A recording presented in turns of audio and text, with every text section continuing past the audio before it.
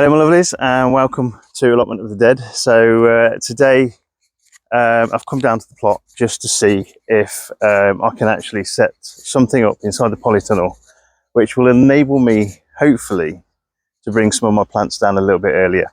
The issue I've got is that I'm running out of space at home, as you would expect with 180 kinds of chilies being grown, and probably 3 or 4 plants of each. And basically the season being so early still that there is still a risk of frost. So I've put the new cover on the one of the polytunnels, and the other day I set up a system inside the polytunnel using the 2 grow stations that I bought to see if I could actually get a localized hotspot within the polytunnel. So I'll show you what I've done, and then you can give me some ideas as to whether I'm going about this the right way. Okay, so as you can see, I've set up both of the grow stations. The one thing I did notice as soon as I walked in here was the smell of paraffin. It is quite strong, so I spent probably the first 5 minutes being here with the door open just to actually ventilate it. Whenever you're using paraffin, especially in a more closed area, there is a chance of carbon monoxide, carbon dioxide buildup.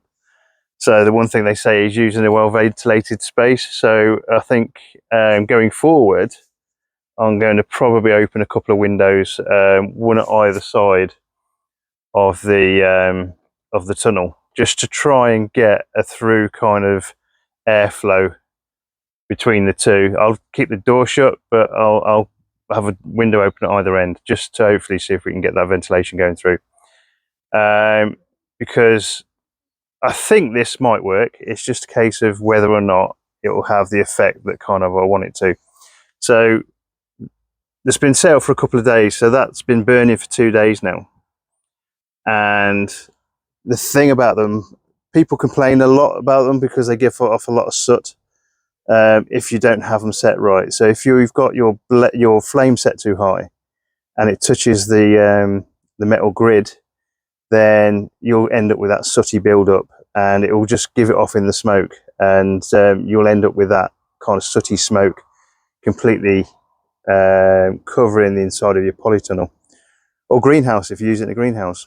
So the main idea of this is to make sure that you can try and keep that kind of low burning.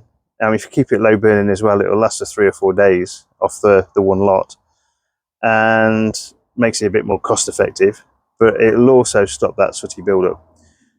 But the other benefit of using paraffin is that it is a carbon-based fuel, so you can actually enhance your growth of your plants that you actually put in here, because they'll take in the excess carbon dioxide, they'll use that in photosynthesis, and they use that to grow, make more leaves, and hopefully be able to make nice big sturdy plants.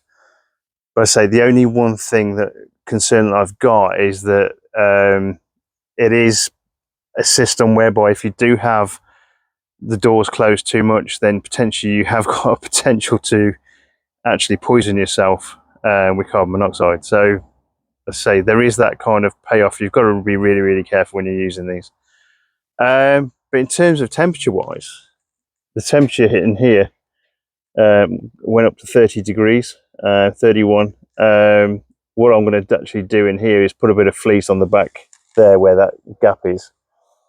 Leave the one space here, but leave a couple of vents at the back just so that that airflow can get through. Because the other thing that can happen with these, if there is kind of a lack of oxygen in here, which you can get with a CO2 and carbon monoxide buildup, is that flame can go out. It needs oxygen to burn. But I think this might be a goer. Whether or not it will save me from frost, I don't know, because we haven't really had temperatures low enough that I can actually test that. But I can give this a go. And I've got a few kind of extra plants, chilies and things at home that I can probably bring down and experiment. So I'm a scientist by trade, and when I'm gardening, there's not much different either. I'll always try new things, and I'll try and basically do something that will hopefully be able to kind of almost, I won't say trick Mother Nature, but try and get around the horrible things that Mother Nature can do with things like frost and things. So if you've got any ideas as to how to make this better, please let me know. I know the other thing with these systems is you do get a little bit of condensation buildup. You can see it on the ceiling, on the cover behind me, and again that's because of the heat in here. You've got that with the cold outside, and you'll end up with that condensation buildup. That's not a bad thing in kind of times when it's when it's cold outside, and again that water will end up falling its way down to the ground again as well. So it's almost like a water cycle in some respects. So let me know what you think in the comments. Is this a goer? Is it something that you guys would try? Is it something you guys have tried already and gone never again? Let me know. But say I'm going to give it a go. I think try and bring some of the things down a little bit earlier, and just see what I can get away with. Right. So all for now. Take care. Bye bye.